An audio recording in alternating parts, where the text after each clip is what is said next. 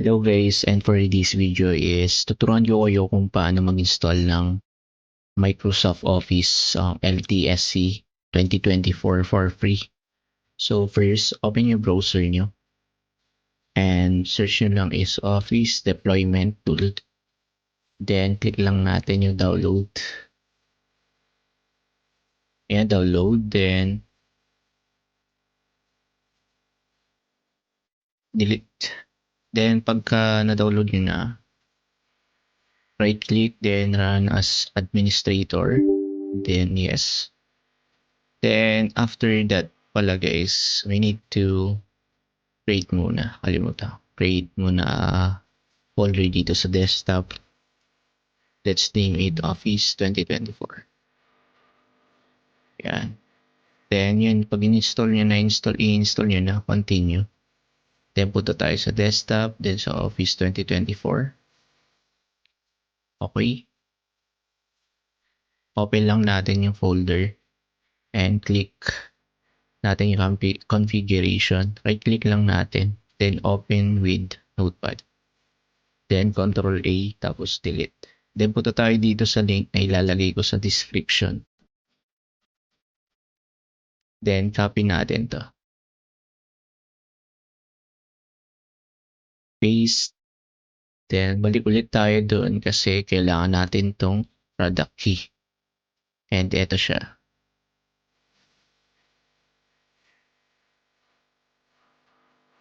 And yan siya guys. Then paste lang natin dito.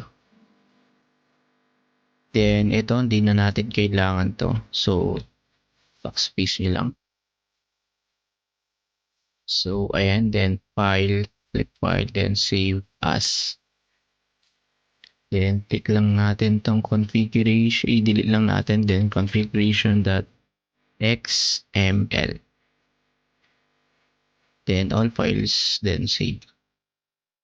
X lang ulit natin, then balik tayo sa desktop. Then delete lang natin to guys, then balik tayo dito sa folder. Copy natin to, then punta tayo dito sa desktop. This PC, dito sa C, or depende kung saan nyo gusto. Then after yun, i-paste natin. Then open lang natin yung file, then click nyo yung link dito sa taas. Then copy. Then click natin yung search natin command prompt. Then run as administrator. Then yes. Then click CD, then space. Then paste na natin. Then enter. Then punta tayo dito sa link. Kasi nandito yung setup. Ito siya. Paste lang natin dyan. Click enter. And then mag-install na siya. And i-wait lang natin yan guys. So depende sa inyong PC or computer kung ano man gamit nyo. Kung gaano siya katagal. So hintayin lang natin.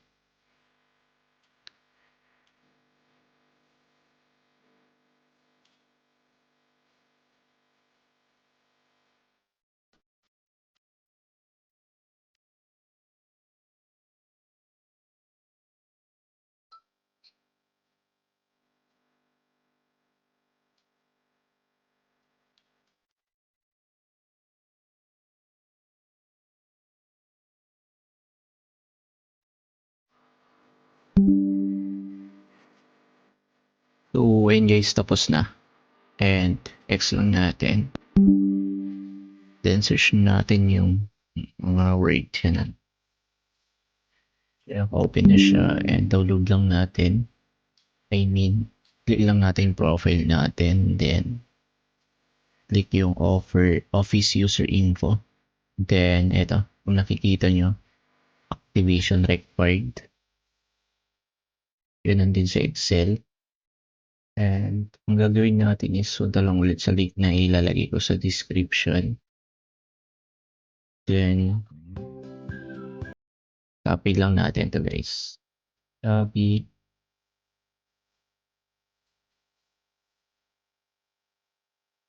Yan. Then change product key.